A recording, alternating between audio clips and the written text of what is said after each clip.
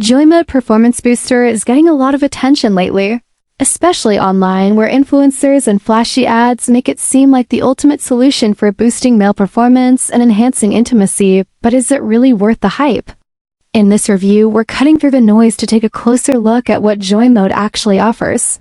First off, the ingredients look decent on paper, with science-backed components like L-citrulline and ashwagandha, which are known for circulation and stress support, but the real-world results seem to be mixed.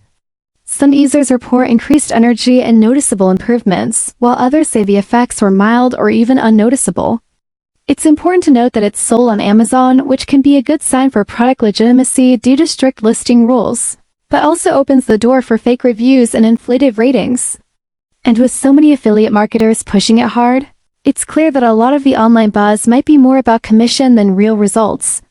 Safety-wise, it seems generally well tolerated, but it's always smart to be cautious with supplements like this, especially if you have health conditions or take other meds. Overall, Joymode isn't exactly a scam, but it's not a miracle solution either. Some people might see benefits, while others could be left disappointed.